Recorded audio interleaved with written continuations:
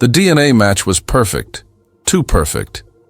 The words hung in the sterile, ozone-scented air of the VIP suite at St. Ivy's Specialist Hospital in Ikoyi like a toxic vapor, instantly sucking the oxygen out of the room and leaving Amara gasping for breath that refused to come.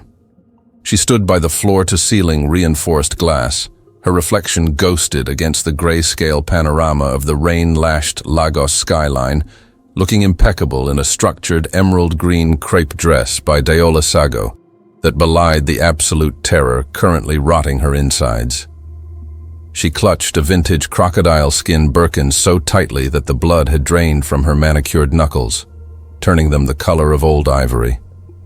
While behind her, Malik, the man whose face had launched a dozen architecture magazines, the man whose silhouette was synonymous with the city's terrifyingly rapid vertical expansion, lay sedated in a bed of 1,000 thread-count Egyptian cotton. The dialysis machine hummed the rhythmic, terrifying mechanical song of his mortality, a counterpoint to the thunder rattling the window pane. Dr. Solanka, the most discreet and expensive nephrologist in West Africa, sat at the mahogany conference table, unable to meet her gaze, wiping fog from his rimless spectacles with a slow, trembling movement that signaled the end of the world. He had not delivered a medical diagnosis. He had delivered a verdict that rewrote 3 decades of history. Dr. Solanki cleared his throat, the sound harsh in the terrified silence, and began to explain the science with a clinical precision that made the horror infinitely worse, detailing how he had run the panel 3 times because he refused to believe the data. He spoke of human leukocyte antigens and genetic markers, weaving a tapestry of biological jargon that Amara tried to pick apart. But the conclusion was a monolith that blocked out the sun.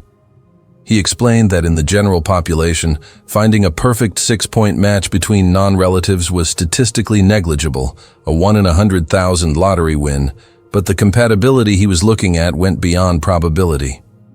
The allele sequences were identical in a way that didn't happen in nature unless the subjects shared more than just a bed, unless they shared a womb. Amara felt the bile rise in her throat, a sour mix of denial and the sudden, sickening clarity of 1,000-minute details she had ignored for 5 years. The way they both had the same peculiar hitch in their laughter, the identical curvature of their spines that their tailor had laughed about, the way their grandmother, the formidable Mama Tade, had looked at them on their wedding day, not with joy, but with a cold, calculative satisfaction. The doctor didn't say the word incest, but it screamed from the papers scattered on the desk, a silent accusation that turned her marriage license into a crime scene. The realization didn't hit her like a wave. It hit her like a sniper shot, precise, fatal, and agonizingly cold. Amara turned slowly to look at Malik, her husband of 5 years, the lover who knew every inch of her body, and the father of the child she had miscarried last winter. A miscarriage that now felt less like a tragedy and more like a divine intervention, a mercy killing of a genetic abomination. She looked at his sleeping face, the high cheekbones, the shape of the jaw that she had kissed 1,000 times, and saw not her husband, but her mirror image reflected back in a funhouse distortion. The intimacy they had shared, the passionate nights in their private villa in Cape Town, the whisper of secrets in the dark, instantly transmuted into something grotesque, a violation of natural law that made her skin crawl as if it were infested with insects. She backed away from the bed, her heels clicking a staccato rhythm of panic on the marble floor, unable to touch him, unable to breathe the same air. They were the golden couple, the merger of the century that had joined the vast Balogan construction empire with the Adeyemi banking dynasty. But now she understood that the merger was literal, biological, and monstrous. She didn't scream, because screams were for the poor, for those who didn't have a reputation to uphold or share prices to protect. Instead, Amara walked out of the hospital suite with the rigid posture of a soldier marching to execution. She navigated the labyrinth of the hospital corridors, ignoring the nurses who nodded deferentially at her, and made it to her matte black G-Wagon parked in the VIP bay. She drove with reckless precision through the rain-slicked streets of Victoria Island, the wipers slashing violently against the deluge, heading not to their marital home, but to the sprawling, fortress-like estate in Old Ikoyi, where Mama Tade held court. The city blurred past in streaks of grey and neon, a chaotic backdrop to the fragmentation of her mind. Every time she blinked, she saw the DNA report. Every time she swallowed, she tasted the ashes of her life. She needed the truth, and she knew exactly where it was buried, beneath the imported chandeliers and heavy velvet drapes of the matriarch's sanctuary, a house that smelled of ancient mahogany, shea butter, and old money secrets. The gates to the Adeyemi estate swung open with a slow, ominous groan, admitting her into the compound that had stood since the colonial era, a testament to a family that survived by crushing anything that stood in its way. Amara left the car door open, the rain soaking the custom leather interior, and stormed into the main house, her wet dress clinging to her frame like a second skin. The house was silent, save for the ticking of a grandfather clock that had measured out the lives of 4 generations. She found Mama Tade in the drawing room, sitting on a high-backed throne-like chair, sipping tea from fine bone china that cost more than most people earned in a lifetime. The old woman didn't flinch when Amara threw the genetic report onto the low table, shattering a crystal vase in the process. Mama Tade simply set her cup down, her eyes dark and unreadable, looking every inch the matriarch who had buried 3 husbands and doubled the family fortune with each funeral. She didn't look surprised. She looked annoyed, as if Amara were a child throwing a tantrum over a broken toy rather than a woman confronting the architect of her own destruction. "Sit down, Amara," Mama Tade said, her voice dry as parchment and sharp as a razor, gesturing to the seat opposite her. Amara remained standing, trembling with a rage that threatened to consume her. "Tell me it's a lie," Amara hissed, her voice breaking. "Tell me the doctor is wrong. Tell me I am not married to my own brother." Mama Tade sighed, a sound of profound weariness, and began to speak with a terrifying lack of remorse, unraveling a tapestry of greed that dated back 30 years. She admitted it, not as a sin, but as a strategy. She explained that when Amara and Malik's parents died in that convenient plane crash 3 decades ago, the family empire was at risk of being fractured by inheritance taxes and rival factions. The grandfather's will had been specific. The vast cocoa estates and the Lagos real estate portfolio could never be divided, lest the family lose its seat at the table of the elites. To split the twins was to split the assets, but to raise them apart and reunite them in marriage was to consolidate power in a way that no contract could ever ensure. "You were never meant to find out," Mama Tade said, smoothing the fabric of her wrapper with a calm hand. "Malik was sent to London with the bankers, raised to build. You were kept here in luxury, raised to preserve. It wasn't serendipity that brought you together at that gala in Davos. It was orchestration. We needed the assets combined, and we needed the bloodline secure." She looked Amara in the eye, her gaze stripping away the younger woman's humanity. "That spark you felt, that connection you thought was soulmates, that was biology calling out to itself. It is not an abomination, Amara. It is efficiency." The coldness of the confession froze the blood in Amara's veins. They had been bred like prize horses, groomed for incest to save a property portfolio. The love story the world envied was nothing more than an accounting trick. "And now," Mama Tade continued, leaning forward, her eyes narrowing into slits of pure resolve, "you have a choice. The empire is worth billions. Your husband, your brother, is dying. You are the perfect match. You will give him the kidney, or you will watch him die and watch this family lose everything." Amara drove back to St. Ivy's in a fugue state, the torrential rain tapering off into a humid, suffocating mist that clung to the windshield of the G-Wagon like a shroud. The drive from Old Ikoyi was short, but in those 15 minutes, the Amara who believed in the sanctity of marriage died, replaced by a cold, hollow vessel designed for survival. She realized with a sickening jolt that she was not going back to save her husband.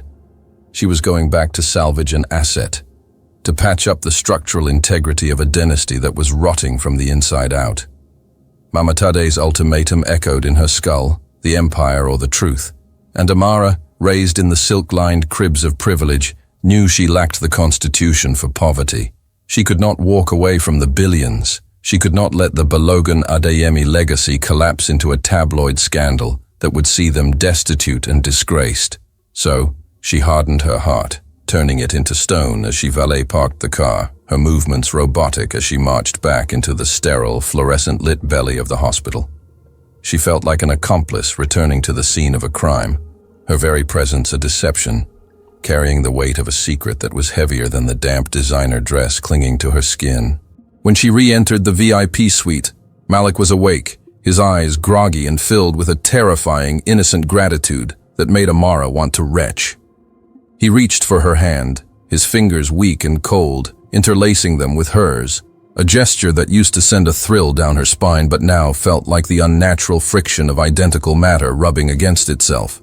He whispered her name, calling her his angel, his savior, completely oblivious to the fact that the woman standing beside him was his sister, and that the organ she was about to give him was simply returning to its original genetic source. She looked at him, searching for the brother in his face, and saw the tragedy of their existence. Two pawns on a chessboard they couldn't even see. She squeezed his hand back, not out of love, but out of a desperate need to maintain the charade, forcing a smile that felt like a laceration across her face. "It's a match," she lied, her voice steady and unrecognized. "I'm going to give you my kidney, Malik. We're going to be okay." The lie tasted like copper, but Malik closed his eyes in relief, a single tear tracking through the gray stubble on his cheek, unaware that his salvation was his deepest shame.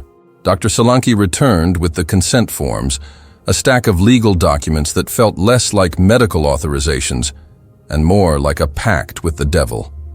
He avoided Amara's eyes, his professional mask slipping just enough to reveal the shame of a man who had sold his ethics for a retainer fee that could build a hospital wing.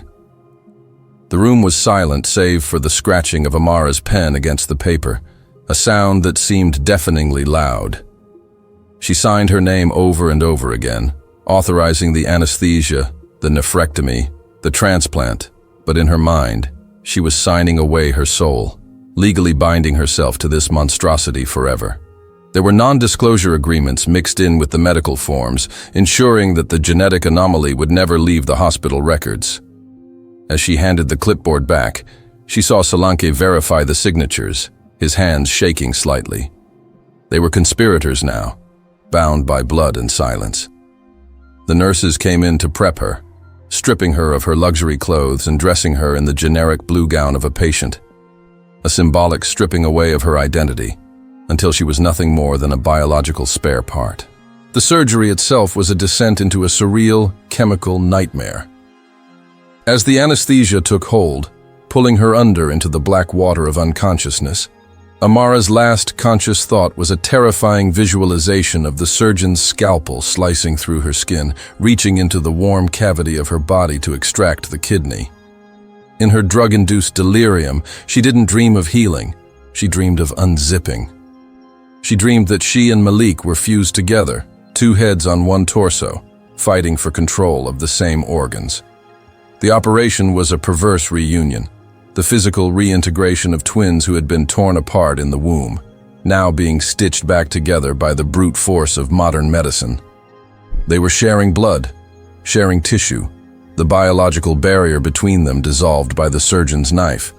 When the kidney was lifted from her body and placed into his, it wasn't a donation, it was a homecoming.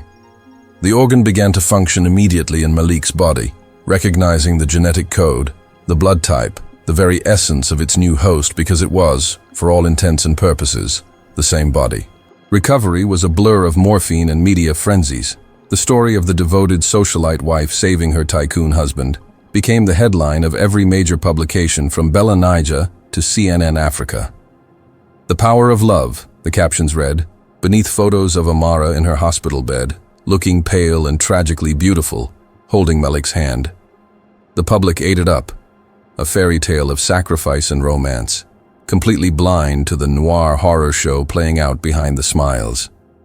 Flowers arrived by the truckload, white orchids from the governor, roses from the bank board, filling the suite with a cloying funeral home scent. Malik recovered with miraculous speed, the perfect match, ensuring zero rejection, his color returning, his vitality surging back as if he had drained the life force directly from her. Amara, however, withered. The physical scar on her flank healed, but the psychological wound festered. She couldn't look at the scar without feeling sick. It was a brand, a permanent reminder of the incestuous loop they were trapped in. Every time Malik thanked her, every time he kissed her forehead with renewed vigor, she felt a phantom pain in her side, a reminder that a piece of her was now inside him, filtering his blood, keeping him alive to perpetuate the lie. 6 months later, the merger of the century was back on the social circuit, appearing at the annual Balogan Foundation Gala in a blaze of camera flashes. They stood on the red carpet, Malik looking dashing in a bespoke Savile Row tuxedo, Amara glittering in gold lame, a vision of restored power. But behind the closed doors of their sprawling Banana Island mansion, the silence was deafening. The intimacy was dead. Amara had moved into the guest wing, citing post-surgical trauma and a need for space, a lie Malik accepted with a confused, hurt patience. She could not bear his touch. The friction of his skin against hers felt like incest, a violation that made her scrub her skin raw in the shower.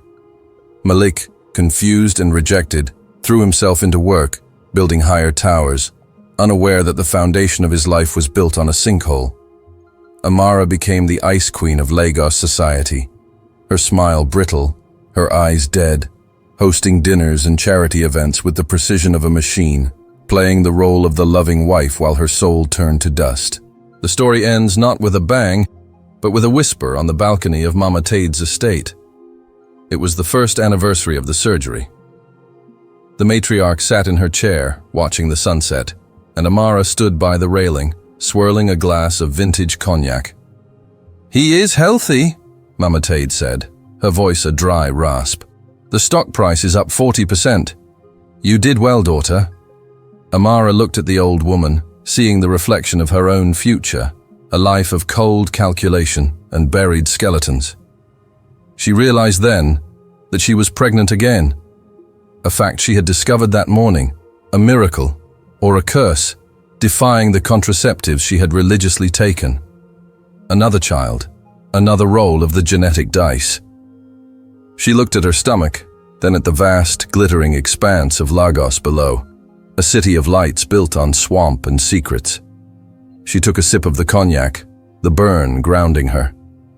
She wouldn't run. She wouldn't scream. She would keep the baby. She would raise the heir to the empire, the product of the perfect match. She turned to Mama Tade and smiled, a smile that didn't reach her eyes, a smile that was terrifyingly identical to the old woman's. "Yes, Mama," Amara said softly. "The match was perfect, and the secret is safe."